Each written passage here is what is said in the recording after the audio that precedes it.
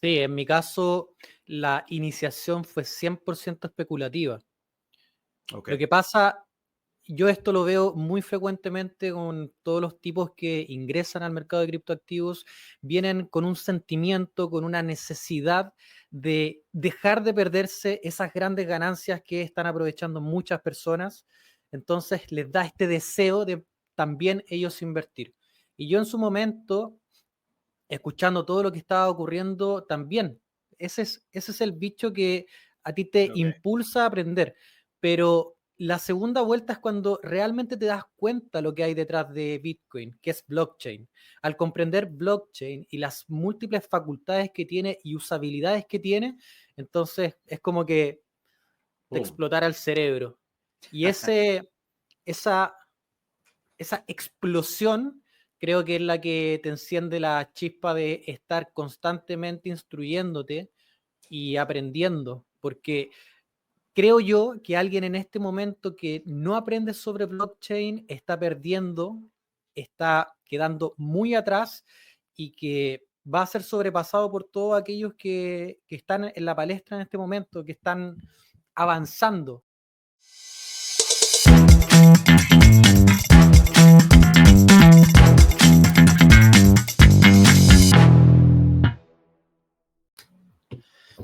Muy buenos días, buenas tardes, buenas noches. Un nuevo episodio aquí en Ruta de Inversión. Como les habíamos prometido, vamos a retomar conversaciones interesantes y hoy tenemos una buenísima. Pero antes, Carlos, ¿cómo estás? ¿Cómo va todo? ¿Qué nos puedes contar?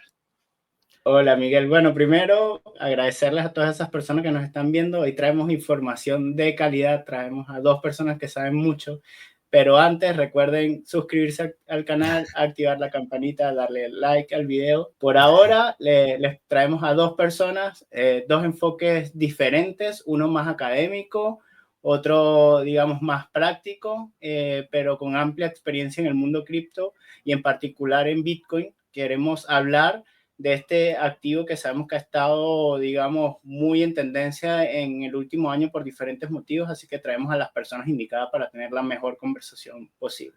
Sin más, Milo Nimeler y Alirio por acá, bienvenidos a nuestro canal.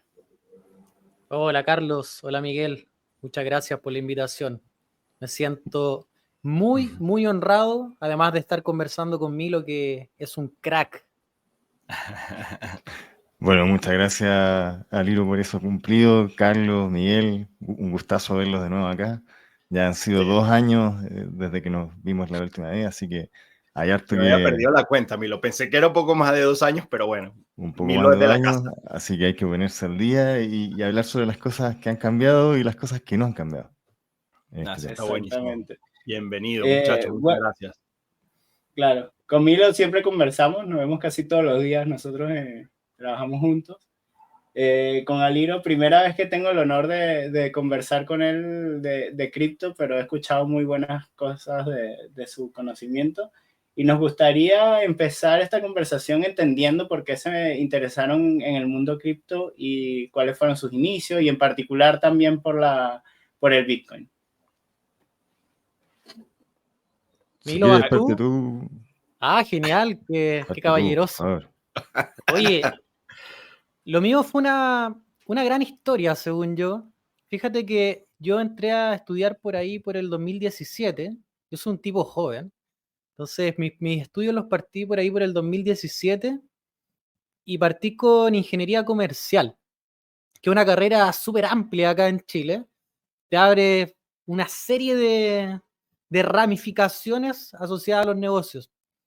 Y me junté con un amigo y empezamos a hacer un emprendimiento, por ahí a primeros semestres de universidad. Y este emprendimiento trataba sobre ventas de barras de calistenia. Y pasó un día que nos llegó un pedido pero gigantesco. Nosotros andábamos en una camioneta que habíamos comprado y nos llegó un pedido gigantesco, entonces tuve que pedirle ayuda a mi papá. Y mi papá es un genio de los negocios. O sea, es un tipo que sabe detectar siempre dónde está el dinero. Y esta vez que nos llegó ese pedido, nos dice, bueno, yo le digo a mi papá, oye, ayúdanos a llevar todas estas barras de calistenia, tenemos que distribuirlas por todo Santiago. Entonces íbamos en el camión, mi papá, yo y mi amigo íbamos conversando mientras distribuíamos todos estos materiales por toda la región por toda la región metropolitana. Entonces, durante ese día, mi papá nos empezó a hablar sobre Bitcoin. Él había leído un poco de Bitcoin, había entendido superficialmente de qué trataba y estaba interesado en comprenderlo mejor, pero no, dada su profundidad en el Internet y estos temas que son complejos, no se pudo interiorizar tanto. Y yo tenía ciertas nociones vagas de los primeros años de universidad, de varios profesores que decían, oye, cuidado con eso, cuidado con las estafas piramidales asociadas a las criptomonedas, cuidado porque esto es medio turbio, cuidado que esto se va a ir a cero en cualquier momento. Entonces, mi primer acercamiento a decirle a mi papá fue, wait, espérate un poco, porque él quería invertir harta plata, porque estaba convencido de que ahí estaba el futuro. Estamos hablando de un Bitcoin en $4.000 por Bitcoin. Y yo le dije, pero espérate un poquito, espérate un poco, déjame averiguar de qué viene todo esto, déjame aprender lo que está asociado al ecosistema de Bitcoin y volvamos a tener esta conversación. Entonces, yo diría que gran parte de la responsabilidad de que yo hoy día esté tan enganchado de las criptomonedas y me dedique a investigarlo es mi papá, un tipo genio de los negocios, que me dio esa chispita, me dijo, oye, ya investiga esto, comencé a averiguar, pasaron unas semanas y me acuerdo que hicimos un curso súper bueno, introductorio, que nos abrió la mente, creamos nuestra primera cuenta en Binance y teniendo esa primera cuenta ya se abrió un mundo de investigación, que es lo que me tiene hoy en día haciendo investigación profunda asociada al ecosistema de criptoactivos, más dedicado a la academia. Y fue lo que, por ejemplo, después me motivó dentro de la misma, cuando hice el magíster, a hacer una tesis relacionada al ecosistema de criptoactivos. Y después cuando postulé al doctorado, postulé con una tesis o con un proposal vinculado al mercado de criptoactivos también. Entonces, me enganché desde el momento uno y creo que ha sido una gran decisión porque sin duda Bitcoin es el activo más revolucionario, el instrumento de inversión más revolucionario de la última década. No sé si tu historia es así igual, Milo. Te doy ahí el Mira, pase. en temas de cuándo me metí con Bitcoin y con las criptomonedas, yo creo que es similar en términos temporales. Pero yo, la primera vez que supe de Bitcoin fue en el año 2010, cuando Bitcoin ya recién llevaba cerca de un año. Que un amigo que era un visionario de la época me dijo, esto es el dinero de Internet. Eso me dijo. Me dijo, comprémonos un computador y minemos Bitcoin. Y yo dije, ¿qué es esto? ¿De qué me está hablando este tipo? Está loco. ¿Qué es dinero de Internet? Entonces me acuerdo que en esa época, el 2010, yo me puse a investigar cómo comprar Bitcoin. Porque yo no voy a comprar un computador para minar Bitcoin, porque yo era un estudiante universitario, no tenía ni uno en ese momento. Entonces era una inversión que para ese entonces era mucho dinero, no tenía sentido. Para minar algo que era, el dinero de Internet. En esa época no era nada. Entonces me acuerdo que me puse a investigar cómo comprarlo y vi que no había forma de comprarlo, por lo menos desde Latinoamérica. Entonces deseché esa idea. Después pasaron varios años digamos, llegué al 2017 aproximadamente. Y ahí en esa fecha creo que la mayoría de la gente llegó Bitcoin, digamos, como al escenario mundial, porque hubo una subida muy grande de valor en esos años, que pasamos efectivamente desde los 4 a cerca de los $17.000. Sí, 17, 18 por ahí. Correcto, y que todo el mundo decía vamos a llegar a 20.000 y después reventó y cayó hasta creo que $800, ya no me acuerdo muy bien cómo fue el tema. La bien Pero conocida burbuja ICO. justamente. Entonces, en esa época, yo me dije, esta tecnología parece que es revolucionaria, la voy a investigar, la voy a estudiar. Y yo soy una persona súper aversa al riesgo, entonces ahí sí dije, ya, voy a invertir y voy a comprarme los equipos para minar criptomonedas. Me acuerdo que armé un rig, compré 9 tarjetas de video, las puse todas en serie y empecé a Qué buena. minar Ethereum en esa época, que en esa época tenía el mecanismo de trabajo de Proof of Work, que es el mismo que utiliza Bitcoin, que a través de resolver una serie de ecuaciones matemáticas, va resolviendo un problema que determina el registro dentro del ledger para que se puedan acreditar las transacciones. Y eso lo hace, digamos, tan seguro. Y así fue que me metí en el mundo de los criptoactivos. Después, el año 2022, estudié sobre finanzas descentralizadas en la Duke University, y ahí ya me enamoré de lo que eran las finanzas descentralizadas y el potencial de generar beneficios en la sociedad completa al ser mucho más transparente, mucho más accesible, y donde yo diría es la primera vez en la historia de la humanidad en que realmente somos dueños de algo, de forma, digamos, Oye, exclusiva. Milo y Alirio, escuchándolo a los dos, porque tú dijiste algo muy importante, Milo, cuando empezaste a hablar, que te enamoraste de la tecnología. O sea, la pregunta es, su inquietud por Bitcoin particularmente, porque yo veo y lo escucho, partió a través de Bitcoin, se dio por un tema de la tecnología y lo que venía a resolver, o un tema, porque eso puede pasar ahora, hay muchas personas ahora que están en máximo histórico, o un tema especulativo de decir, oye, quiero hacer dinero también como quizá otros lo están haciendo. Entonces, porque yo lo veo como dos vertientes, ¿no? La parte tecnológica que viene a solucionar muchas más cosas, que ahí Carlos igual también les quería hacer unas preguntas, o más bien como el tema especulativo, que fue lo que me pasó a mí también al principio. Sí, en mi caso, la iniciación fue 100% especulativa.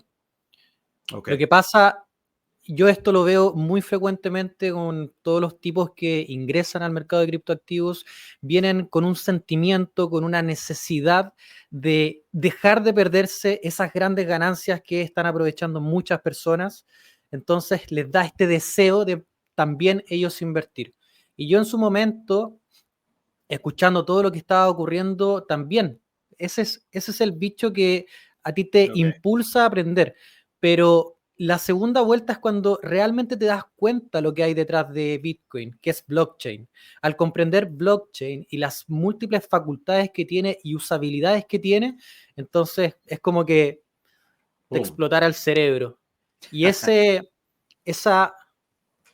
explosión creo que es la que te enciende la chispa de estar constantemente instruyéndote y aprendiendo, porque creo yo que alguien en este momento que no aprende sobre blockchain está perdiendo, está quedando muy atrás y que va a ser sobrepasado por todos aquellos que están en la palestra en este momento, que están avanzando en relación a las finanzas descentralizadas que nombraba Milo. Sí, a mí también me pasó algo parecido. Yo vi todo este boom de mucha gente que quería, como bien dice, salir o meterse a la ola y ganar dinero. Yo tengo más una mirada de, como si hay fiebre del oro, mejor invierte en las palas. Entonces, por eso yo compré los equipos y me puse a minar cripto en ese momento, más que comprar la moneda yo directamente. Que es como lo que pasa ahora con Nvidia o con distintas tarjetas que están impulsando la inteligencia artificial, ¿ya? Mejor invertir de repente en las palas que en lo otro. Pero luego de eso, sin duda, me metí, como bien dice Aliro, en cómo funciona esta tecnología y qué es lo que representa. Y ahí conocí, como bien dice, la blockchain y me di cuenta de las ventajas que traía. Ahora, recordemos que vino a solucionar la blockchain. La blockchain vino a solucionar básicamente el problema del doble gasto, que hasta ese momento no había una forma, digamos, accesible en que no se pudiera duplicar el dinero. Porque si yo mandaba un mail con, no sé, una foto de un billete a Carlos, Carlos puede agarrar eso, copiarlo, generar 1000 veces y enviarlo. En cambio, la blockchain lo que generó fue un registro inmutable, que se llama, es decir, un registro que no puede ser modificado y que almacena toda la información histórica y además asequible por todo el mundo. Entonces, incorporó estos elementos de inmutabilidad y transparencia, que yo diría que son la piedra angular de lo que es hoy en día todos los criptoactivos. Que en el fondo es la tecnología, básicamente, lo que está detrás, ¿no? Ya. Sí, yo ahí sumaría algo importante, que es de lo que quiero preguntar ahora. Y yo en particular soy un convencido de Bitcoin, producto de los desbalances macroeconómicos que hay en el mundo, ¿ok? O sea, eso que decía Milo, que un billete se puede reproducir es súper peligroso cuando quienes los reproducen de alguna manera están en el sistema financiero, ¿ok? Y a partir de allí se genera inflación y a partir de allí se genera pobreza y quienes no entienden ese proceso están condenados a justamente no generar riqueza, ¿no? Recordemos acá que Bitcoin tiene una emisión limitada, ¿ok? Como no lo tiene otro activo, ni siquiera el oro, que es, digamos, escaso, pero no tan escaso como el Bitcoin. Y ahí yo recuerdo una charla que vi en algún momento de Michael Saylor, que se llama There is no second best, no hay un segundo mejor, que quien no lo haya visto, pues súper recomendado. Y justamente mi pregunta ahora es, ¿cómo piensan ustedes que el Bitcoin puede de alguna manera controlar estos desbalances macroeconómicos que generan en algunos casos como instituciones importantes en el sistema financiero? Sí, mira, ahí quizá antes de contestar eso, y muy relacionado, Carlos, creo que hay que hablar de lo que ha cambiado y lo que no ha cambiado. Lo que no ha cambiado es justamente esta cantidad u oferta limitada que tiene Bitcoin en cuanto a la cantidad de Bitcoin que van a existir en la historia. Eso está fijo a 21 millones. Y otra cosa es decir, que nunca van a haber más de 21 millones de Bitcoin. Eso es lo máximo que se va a emitir. Por lo tanto, ya sabemos cuál es el pozo, digamos, completo. Y otro tema bien relacionado con lo que mencionas tú es que Bitcoin también introdujo una política monetaria conocida por todos y de forma programada, que cada aproximadamente 4 años, al existir un evento que se llama halving, que se corta por la mitad las recompensas que se emiten por cada vez que se resuelve una de estas ecuaciones y se genera un nuevo bloque, em, entendemos cuál es, digamos, esta inflación que genera Bitcoin. El último halving, de hecho, fue una de las cosas que cambió en estos 2 años, fue, si no me equivoco, en abril del 2024, y ahí pasamos de una recompensa de 6.25 a 3.125 bitcoins, es decir, que se redujo de 900 bitcoins diarios a 450 diarios. Entonces, sin duda que tener este mecanismo de saber cuál es la oferta completa y además saber cuál va a ser la inflación a lo largo de los años es una ventaja muy significativa respecto de los sistemas económicos actuales que tienen bancos centrales que tienen emisiones ilimitadas. Sin ir más lejos, el dólar, que es la principal moneda, podríamos decir, de reserva del mundo, en los últimos 5 años, por el hecho del COVID y lo que significó eso, emitió el 80% de todos los dólares que existen en el mundo en ese periodo. Entonces vemos que tenemos impactos de inflación muy significativos en la economía, podríamos decir, real, que este tipo de activos programáticos elimina o soluciona. Ahí seguramente Sí. Aliro tiene mucho más que decir. No, es que estaba pensando en básicamente la historia detrás de la criptografía y blockchain en particular, y nace fundamentalmente de lo que menciona Carlos, de estos desequilibrios macroeconómicos. Pensemos que la primera criptomoneda se creó en el 1998. Mucha gente cree que Bitcoin es la primera criptomoneda, pero no es así. Los cyberpunks, que son los tipos que están detrás de la tecnología de blockchain, ellos, bueno, por medio de Wei Day, que se supone que es Satoshi Nakamoto, mucha gente especula que Wei Day es el verdadero Satoshi Nakamoto, ellos propusieron B-Money, y proponen B-Money en ese momento porque estaban hartos de los problemas inflacionarios, estaban hartos de que viniera cualquier banco central y aumentase la masa monetaria y eso impactase con el impuesto de la inflación a las personas. Entonces, lamentablemente en el 1998 no estaba la tecnología desarrollada, no había los computadores disponibles en tanta gente, ni quizá la energía y las ganas de parte de la gente de querer contribuir con un sistema descentralizado y con minería, como lo que hacía Milo. Yo también fui minero, que, by the way, me salió pésimo. Fui el peor minero de Ethereum. Pero bueno, en ese momento esto no estaba suficientemente desarrollado, entonces por ahí por el 98 fracasó. Y nuevamente en el 2008, cuando empieza a aumentar la masa monetaria producto de la crisis subprime, Estados Unidos comienza a hacer una política monetaria no convencional, se empieza a aumentar la masa monetaria, vuelve este problema inflacionario que, por cierto, siempre ha existido, pero se intensifica, y los cyberpunks dicen, ¿saben qué? Nosotros tenemos una solución, existe una forma de tener un dinero digital que esté limitado y que, por cierto, sea deflacionario, que es parte de lo que comentaba Milo con este halving, donde se reduce la nueva emisión a la mitad. Y de ahí viene, o sea, esencialmente Bitcoin viene de problemas y desequilibrios macroeconómicos, viene a solucionar un problema. Ahora, ese es el propósito original, otro es cómo lo utiliza la gente. Hoy en día estamos viendo de que la gente principalmente lo utiliza como un instrumento especulativo. Mientras ha pasado el tiempo, ha avanzado esta visión de tener Bitcoin ya más como una reserva de valor, y en eso han contribuido tanto los inversionistas institucionales, la aprobación de la SEC por poder emitir un fondo que cotiza en bolsa que compra Bitcoin en spot, las empresas que están tomando reservas de valor, los países. Y bueno, vamos a ver qué es lo que sucede ahora en el 2025 con todas las políticas que puedan surgir por medio de Donald Trump. Sí, así es. Bueno, ahí ya te voy a dar un pase, Miguel, para que hagas una pregunta.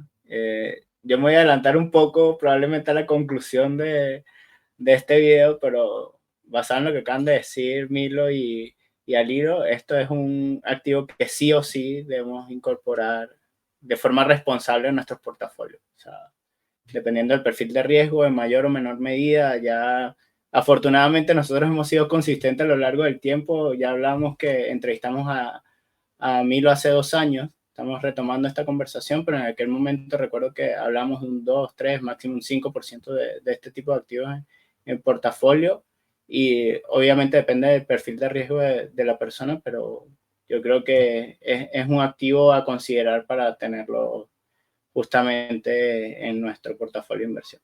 Ahí, Miguel, no sé si quieras hacer una pregunta en este punto. No, sí, yo estaba escuchando atentamente, interesante bueno, esto último que comentaba Liro, respecto de, bueno, las grandes instituciones, países ya lo están adoptando, y quizá, ahí va la pregunta, Milo, bueno, hace 2 años cuando conversamos, este nivel de adopción no estaba en el rumor, estaba empezando El Salvador, quizá dicen que fue uno de los pioneros, ustedes sabrán mucho más de esto, obviamente, pero ahora han pasado 2 años, han cambiado muchas cosas, Milo, desde que conversamos la primera vez, donde tú nos diste toda tu explicación respecto de la criptografía y todo lo demás. Pero ¿qué ha cambiado para Milo? Porque ahí escucho a Liro desde que empezó hasta ahora, y ha sido una evolución gigantesca en ese proceso, desde ser minero en Ethereum, a empezar a estudiar, hacer una tesis en su magíster, hacer una postulación al doctorado basado en esto. Y ahora, Milo, bueno, han pasado 2 años, han pasado toda esta adopción. ¿Cómo lo ves ahora, Milo? O sea, creo que en estos 2 años ha cambiado todo y también no ha cambiado nada. En el sentido de no ha cambiado nada en cuanto a mi convicción respecto a los criptoactivos, no ha cambiado nada respecto de la oferta, por ejemplo, de Bitcoin, o el protocolo en sí tampoco ha tenido mayores cambios. Lo que sí ha cambiado, sin duda, es la percepción, la adopción y, por supuesto, podríamos decir, valorización que ha tenido las criptomonedas en este tiempo. La adopción, porque como bien decía Liro, en enero del año pasado, en enero del 24, se aprobó por la SEC la emisión de los ETF, o Exchange Trade Funds, que abrió de alguna manera las puertas a la entrada de grandes capitales institucionales para poder invertir en este tipo de activos, y los consolidó como una opción de inversión para un portafolio diversificado, que, como bien decía Carlos, normalmente las recomendaciones se ubican entre un 2 a un 5% hoy en día, lo que también ha sido validado por BlackRock, que es uno de los principales fondos de inversión del planeta, que justamente ya empezó a recomendar a sus clientes estos porcentajes de activos en las carteras.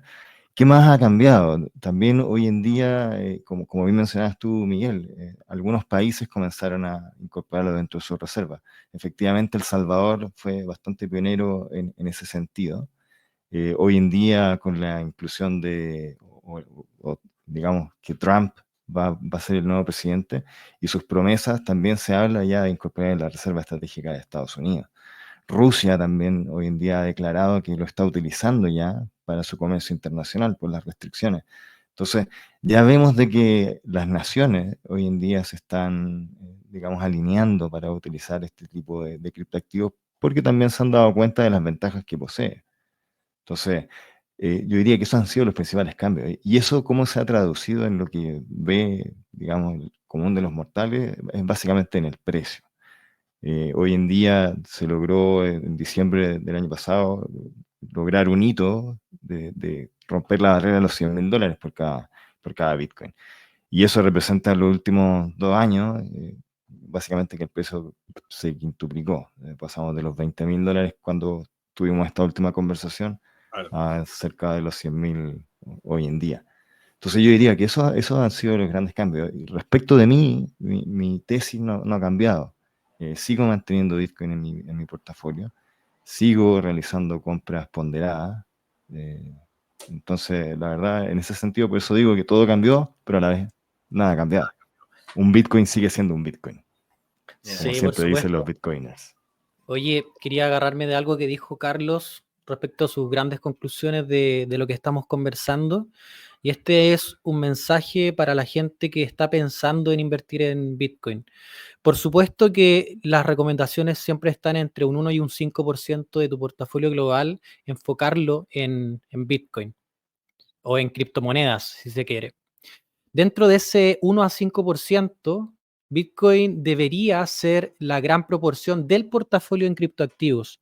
Y claro, ¿por qué las expectativas son a que el precio de Bitcoin siga aumentando? Es básicamente por todo lo que hemos estado conversando. Bitcoin es un instrumento de inversión que solamente van a existir 21 millones. Son 21 millones y no hay más. Se acabó con eso. Chao, no hay más. Y es naturalmente escaso y es muy escaso. Quiero que comprendan y se pongan esta imagen en mente.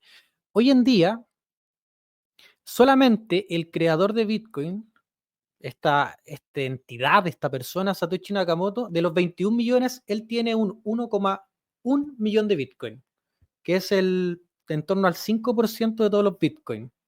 Entonces, de los 21 millones que habían en total, réstale 1,1 que están estancados, sin movimiento, desde el génesis de todo esto. Después, tiene cerca de 4 millones de Bitcoin que están perdidos. Son Bitcoin que en algún momento alguien olvidó sus palabras semilla, los transfirió erróneamente y están en blockchain perdidos, irrecuperables. Es decir, estos 21 millones que ya era un monto escaso, era poco, se reduce. Tenemos cerca de 10 millones de Bitcoin que están en los individuos, en sus billeteras, que los tienen reservados, lo tienen almacenado para el mediano o largo plazo, pero que ya son poseedores de Bitcoin. Y hay en torno a 1,5 millones de Bitcoin que todavía necesitan ser minados. O sea que durante todo el tiempo que queda aún de Bitcoin por minar, va a ser minado en torno a 1,5 millones de Bitcoin. Y lo que hay efectivamente en las casas de cambio, que es donde nosotros finalmente vamos a comprar Bitcoin, donde se hace la compra y la venta y donde los precios están transando hace un mes sobre los 100.000 y esta semana estuvo en 100.000, después estaba en 92.000, hoy día en 95.000, porque es un instrumento altamente volátil. En ese ecosistema donde transan los precios de Bitcoin, solamente hay 2,2 millones de Bitcoin dentro de las casas de cambio, esperando a ser transados, comercializados. Y la tendencia lo que muestra desde hace un año y medio es que los saldos dentro de las billeteras de las casas de cambio han comenzado a reducir y reducen exponencialmente. Eso, la señal económica que hay detrás es un instrumento escaso que está siendo reservado por muchas personas, inmóvil, y que en los lugares donde se está comercializando cada vez hay menos, indudablemente impacta en la sensación de escasez. Y simplemente piensen en teoría económica clásica, qué es lo que ocurre cuando un producto tiene una oferta que es limitada y una demanda que es creciente y constante.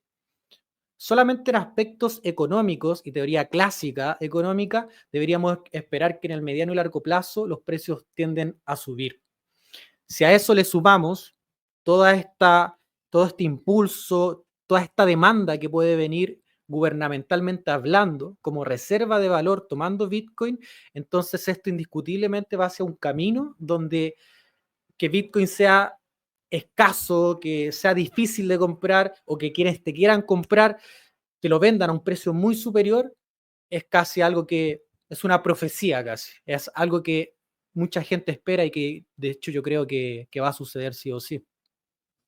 Sí, eso estaba comentando Aliro y antes Miro. Yo creo que también es importante como que resaltar algunos highlights del 2024, ¿no? Porque estamos hablando acá tal vez de la adopción por parte de algunos países desarrollados en sus reservas, de algunos institucionales, inversores institucionales también ya metiendo dinero en esto. Pero hay otra fuente de demanda no menor, que son las empresas, ¿ok? MicroStrategy ha estado comprando agresivamente durante ya 1 año y medio, 2 años, no sé, ahí ya me pierden los plazos de tiempo. Pero en diciembre se dio algo súper particular, ¿ok? Que fue que Microsoft propuso a sus accionistas la compra también como reserva de valor de Bitcoin. No se dio, pero ya el solo hecho que esto haya ocurrido puede sentar un precedente y que empresas que tienen mucha caja, no sé, estoy pensando en Google, Apple, etcétera, también empiecen a interesarse por generar reservas de este tipo de activo, y estoy hablando tipo de activo, estoy hablando particularmente de Bitcoin, no de otros. O sea, para mí, básicamente, Aliro decía que el grueso de la inversión en cripto tiene que venir de Bitcoin. Para mí, yo te diría que es el 95.5 tiene que venir de Bitcoin en mi caso particular, incluso creo que más. Pero digamos que la demanda, solo para reforzar la idea que comentaba Liro recientemente, va a seguir creciendo. Y creo, Milo, que ibas a comentar algo. Yo tengo una pregunta mirando hacia el futuro, pero me gustaría escucharte igual. Sí, o sea, a todos los factores que mencionan también está la compra constante de los ETF. Los ETF, como bien decíamos, abrió las puertas a la inversión institucional y también de los pequeños inversores, que a través de hoy en día plataformas que son cada vez más populares pueden invertir desde, no sé, $10 o $5, empezar a invertir. Entonces, hoy en día esos fondos están comprando en promedio cerca de 4.000 Bitcoin al día en algunos periodos.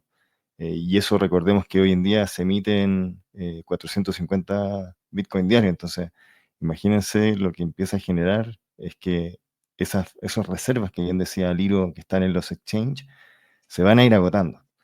Y ley de oferta-demanda, efectivamente, debiese haber un impulso constante, una presión por lo menos compradora en este instrumento. Así que efectivamente vemos que hay hartos factores que indican de que esto, al menos desde un punto de vista de precio, debiese aumentar. Ahora, Sí. sin duda a futuro hay riesgo y creo que eso es uno de los puntos que quieres tocar tú, Carlos. Sí, oye, déjame meter la cuchara ahí porque considero súper importante dejar el mensaje correcto asociado a eso. Las expectativas son de que el precio de Bitcoin siga aumentando. La pregunta es, ¿esto va a aumentar linealmente o esto va a aumentar lleno de volatilidad? Y la historia lo que nos dice es que efectivamente la tendencia estructural de Bitcoin es alcista, pero esto se pega unos remesones donde puede caer un 50, un 60, un 70% en cosa de meses. Entonces, por eso hay que setear las expectativas, armar una buena estrategia de inversión, estructurar cuáles son tus instrumentos de riesgo o de mayor riesgo dentro de tu portafolio y a esos no sobreponderarlo respecto al resto de tu portafolio. Porque ahora estamos todos súper alcistas y estamos muy contentos porque yo diría que tienes que haber comprado muy mal para estar en pérdidas hoy día con Bitcoin. Sin embargo, hay gente que va a comprar quizá los próximos meses, los ciclos van a cambiar, los mercados van a revertir a la baja y van a quedar en un ciclo bajista que puede durar 1 año, 1 año y medio. Entonces, tranquilidad, los mercados son cíclicos, hay ciclos alcistas y ciclos bajistas, esta conversación de que el Bitcoin es escaso es cierta, pero es válida en el largo plazo. Recordemos que los mercados de criptoactivos están full impulsados por los sentimientos. Cuando los inversionistas se ponen muy miedosos, cuando los inversionistas creen que van a perder su valor, cuando las noticias, yo hace poco, bueno, terminamos una investigación hace poco relacionada a cómo las noticias negativas impactan en los precios de las criptomonedas. Y fíjate que el principal resultado que encontramos, tomando datos de CoinMarketCap, noticias de CoinGecko, tomando Cointelegraph, CryptoNews, los principales portales donde se publican noticias o datos de cripto, recopilamos todas las noticias mediante web scraping y les calculamos si es que eran positivas o negativas por el día. Y observamos que cuando consistentemente las noticias se volvían negativas y le daba miedo a la gente porque eran noticias de analistas o personas que ellos creían en su análisis, referentes, los precios los próximos días se volvían bajistas. Es decir, la gente cree en lo que está pasando en las noticias y sale a vender. Por lo tanto, cuidado, porque los mercados son volátiles, la opinión pública asociada al mercado de criptomonedas juega un rol fundamental. Cuando los ciclos empiecen a darse vuelta, la codicia se vaya del mercado y empiece a reinar el miedo, Bitcoin puede retroceder fácilmente a la zona de los 73.000, donde fue el máximo histórico anterior, y si pierde esa zona, puede tocar un punto más bajo sin ningún problema. Así que el mensaje general es, sí, estamos alcistas, pero ojo con los riesgos. No pierdan la perspectiva de que esto es un mercado altamente volátil que puede corregir fácilmente un 30, un 40, incluso un 70%. No, está buenísimo. Ya, mira, tenemos media hora conversando. Yo creo que vamos a dividir este capítulo en dos partes para dejar la atracción. Y yo quería hacer una pregunta que a lo mejor no la habíamos conversado antes, pero me viene a propósito de lo que tú dices, Liro, y hasta dónde puede llegar la sensación de escasez y hasta dónde puede llegar el precio. Pues, eventualmente, sabemos en la medida, la ley de oferta y demanda, mientras menos haya, más su valor en el fondo va subiendo. Pero ¿hasta qué punto puede llegar? ¿Qué teoría o qué han podido ver ustedes? Sí, efectivamente llegan los 21 millones, quedan 4 millones estancados acá, 4 por allá, 2 por acá, y pregunto, ¿se puede estancar el mercado a tal punto que ya nadie lo quiera soltar y el precio sea una barbaridad? ¿Puede llegar a pasar eso? ¿Está estudiado eso, no? O sea, teóricamente, dale, Milo. Mira, yo diría que, o sea, hablar de proyecciones de ese nivel creo que me parece un poco irresponsable, por lo menos a mí. No me siento como hablando de eso. Quizás Lilo puede hablar luego la versión como más. Yo puedo sacar la bola de cristal. Lo que sí yo puedo decir es que si bien existen y siempre existirán 21 millones de Bitcoin, la gracia de Bitcoin es que es, digamos, infinitamente divisible, ¿ya? Es decir, que un Bitcoin se configura de una cantidad determinada de satoshis, que es una unidad bastante pequeña. En este momento se me fue cuánto representa, quizás ahí lo maneja también. Son 6 decimales. Claro, justamente. Entonces, vamos a la infinésima, por lo tanto, lo que se teoriza a futuro es que cuando ya no se emitan, los satoshis se va a trabajar, digamos, con satoshis en vez de con bitcoins. Entonces, en ese sentido, sin duda se proyecta que debiese ir consolidando valores bastante más altos. Ahí Aliro se va a lanzar con su bola de cristal. Pero lo que yo quiero decir es que la gente que esté conociendo Bitcoin con este video no se asuste. No es que vamos a llegar a 21 millones y esto se va a acabar y no van a poder acceder, sino que van a poder acceder a esas infinitesimales partes de Bitcoin y van a poder de alguna manera también utilizar el protocolo. Sí, respecto a la pregunta de Miguel, que es la pregunta que todos los inversionistas queremos tener, es la respuesta que todos queremos tener. Lo cierto es que no lo sabemos, nadie lo va a saber y la persona que lo diga está mintiendo. La persona que te diga hasta qué precio va a llegar Bitcoin es un charlatán y deberías alejarte inmediatamente de él. Sin embargo, lo que sí podemos hacer son estimaciones basadas en estadística y y basadas en la historia de Bitcoin. La corta historia que tiene Bitcoin nos ha demostrado de que los ciclos tienden a repetirse. Si es que nosotros nos basamos en esos ciclos, deberíamos esperar un mercado alcista por lo menos hasta el primer semestre, que termine el primer semestre del 2025. Y si vemos los retornos que ha tenido en los pasados ciclos alcistas Bitcoin, entonces podríamos estimar que el techo de este ciclo alcista podría estar en torno a los $120,000 por Bitcoin. Eso sería un techo razonable para este ciclo alcista. Posterior a eso, nuevamente se proyecta un ciclo bajista, va a venir, las criptomonedas van a caer, eso no hay ninguna duda, eso va a ocurrir.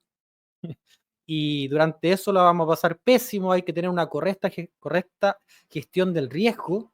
Si es que estás tomando una gestión pasiva, entonces quizá déjalo si vas a 10, 15 años, pero si estás tomando una gestión medio activa, quizás sea momento en unos meses más de comenzar a ajustar los stop loss, comenzar a subirlos para asegurar ganancias. Por supuesto, esto depende fundamentalmente de cuál sea tu visión de la inversión. Si eres un tipo pasivo, es decir, que no mueve su inversión y las mantiene y no hace nada y simplemente holdea, entonces tranqui, mi expectativa es que de aquí a los próximos 15 años, por supuesto, es que el precio va a ser superior. Y si es que estás desde la otra perspectiva de ser un gestor activo, que está viendo cuál es el momento exacto para salirme dentro del ciclo, mi recomendación sería comenzar a ajustar los stop loss al alza. Una buena herramienta con las criptomonedas son los trailing stop, que te aseguran ganancias al alza y te detienen las pérdidas a la baja, que es la forma en la que yo gestiono actualmente mi portafolio de cripto. Una parte que está fundamentalmente pasivo, que lo mantengo y no hago nada con ello, pero me entretengo con otra porción de Bitcoin con el cual voy gestionando de forma más activa mi portafolio, y mis resultados demuestran de que soy muy malo gestionando activamente y debería mantenerme sin hacer nada. Así que por eso les digo, quien sea que les diga cuál es el precio de mañana de Bitcoin es un charlatán. Podemos basarnos en la historia y podemos proyectar, sin embargo, eso difícilmente se va a cumplir.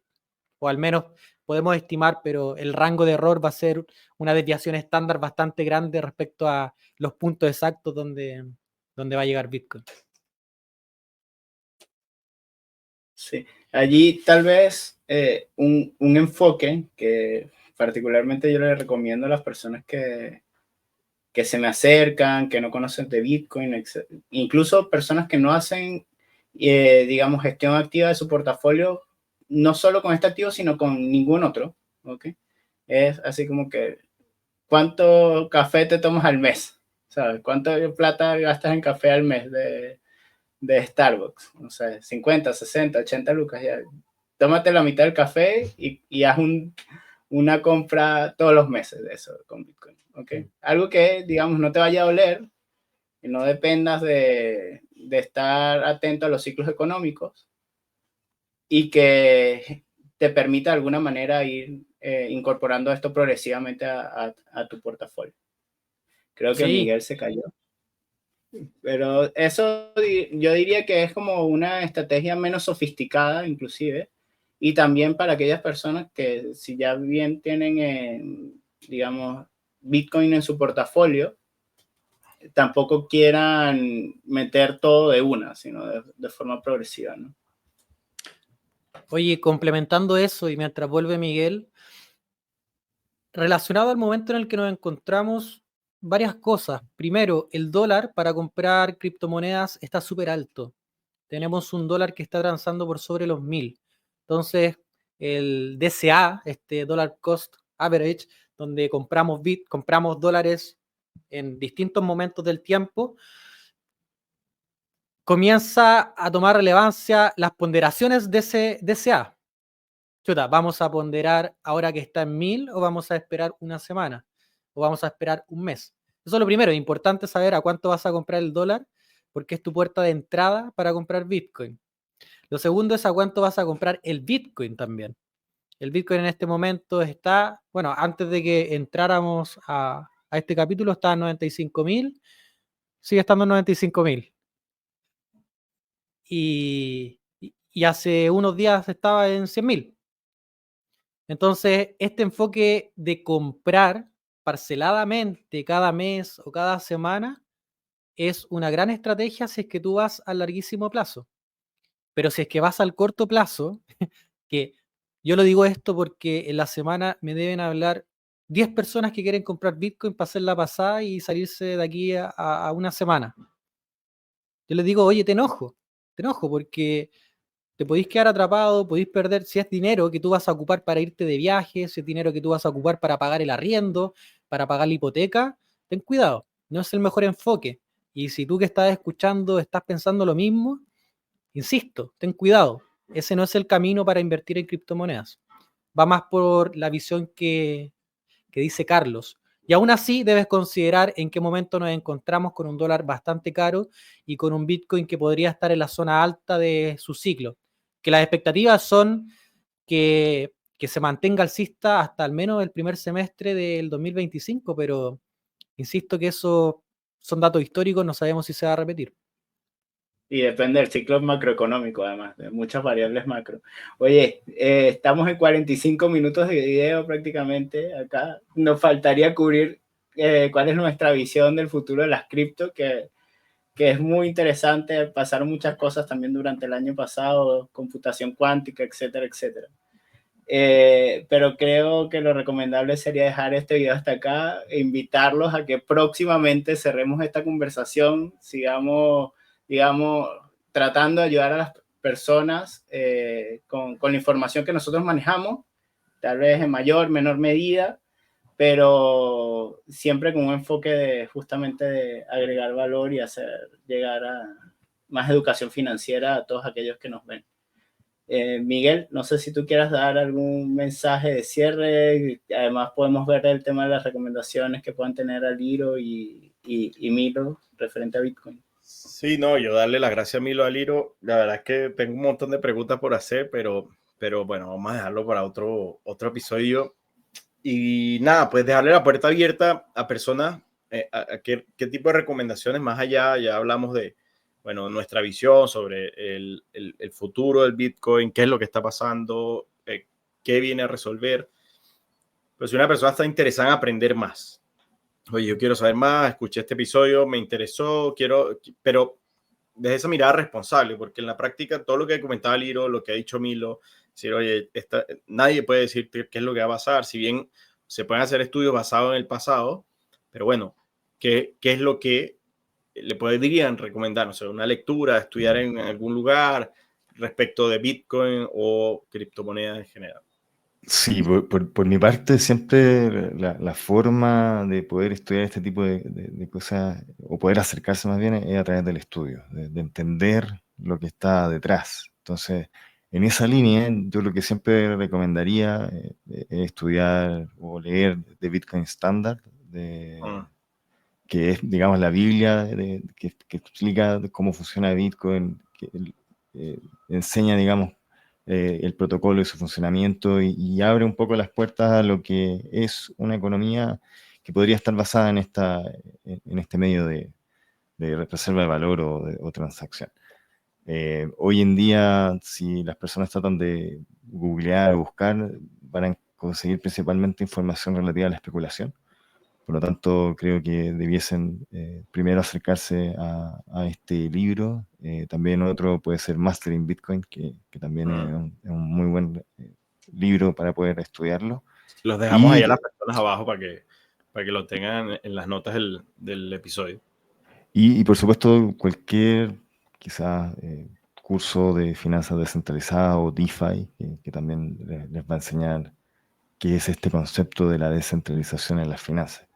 Yo partiría estudiando eso, que es el funcionamiento de la tecnología y el concepto que se está jugando, y luego meterse en temas de precio o estrategia. Ahí Sí, me imagino que Aliro también debe tener sus recomendaciones.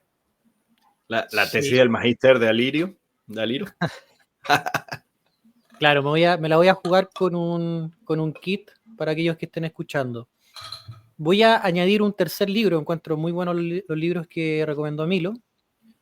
Recomiendo también Crypto Assets de Chris Burniske y Tatar. Crypto Assets es una buena guía para entender la historia detrás de las criptomonedas entender lo que ha ocurrido con los ciclos anteriores, el funcionamiento propiamente tal de Bitcoin y el resto de los criptoactivos, y entender las grandes crisis asociadas también a lo que ha ocurrido con Bitcoin. Es un buen libro adicional a los que dice Milo. También, si es que ya quieres informarte y entrar de lleno a, por ejemplo, a leer el white paper de Bitcoin, entrar a blockchain y todo lo asociado a las finanzas descentralizadas, te recomiendo la página CoinMarketCap. CoinMarketCap es una plataforma donde se recopila gran información de los principales criptoactivos y te deja las páginas oficiales para que no llegues a páginas fraudulentas, te da los accesos directos a blockchain para que puedas ver y traquear tu billetera si es que tienes alguna duda, te dice los lugares exactos donde está transando el criptoactivo y a qué precio está transando, y es un excelente lugar para tú comenzar a estudiar y relacionarte con un proyecto. Después, si es que quieres tener información del mercado de criptomonedas, está CoinGlass o Glassnode. Las dos plataformas son muy buenas para ver datos de criptoactivos, entender cómo están los ciclos, entender cómo están los ETFs, las ballenas del mercado que son súper relevantes porque mueven los precios. Y finalmente, cuando estés empapado de lo que hay relacionado al mercado de criptoactivos, te recomiendo, pero así encarecidamente, que te leas libros de finanzas conductuales. Las finanzas conductuales son el alma detrás de las criptomonedas. Esto es full sentimientos. Lo que está detrás de las criptomonedas son muchos sentimientos, por más que blockchain sea un mecanismo, un sistema súper potente, las personas estamos tomando decisiones de inversión muchas veces sesgadas por creencias. Entonces, buenos libros de finanzas conductuales, ahí puedes leer a Kahneman. Kahneman tiene un montón de libros hablando sobre los fenómenos y cómo la psicología afecta en nuestras decisiones, y eso te puede abrir bastante la mente para entender qué es lo que está pasando detrás con Bitcoin, las criptomonedas, y hacerte una proyección de lo que puede pasar más adelante con ellas también. Bueno, yo tengo una última recomendación y es que se suscriban al canal porque vamos a estar cubriendo más contenido, no solo con Aliro y con Milo, sino que hay otros invitados que se vienen por allí dentro de poco. Vamos a estar repasando junto con Miguel una charla que hicimos el año pasado para Rankia, acá en el Hotel Sheraton, donde estuvimos hablando de activos alternativos y cómo incorporar eso al portafolio de inversión. Desde ya, Milo, Aliro, o sea, no lo dejamos invitado, lo dejamos comprometidos con las personas que nos están viendo para cubrir el futuro de las cripto, ver nuestra visión tal vez de incorporar esto a nuestros fondos de pensión. ¿Es posible? ¿No es posible? ¿Qué pensaríamos nosotros? ¿Quién podría hacerlo de una manera responsable? ¿Okay? Hay un montón de derivadas de este tema que nos gustaría cubrir con personas que sean responsables, que hablen de cripto y en particular de Bitcoin, con un enfoque de responsabilidad. Y bueno, o sea, sin más, decirle nuevamente muchas gracias a ambos por haber aceptado esta invitación, y a todos aquellos que nos están viendo, recuerden suscribirse y activar las notificaciones. Muchas gracias. Chao, que estén muy bien. Bye bye. Bye.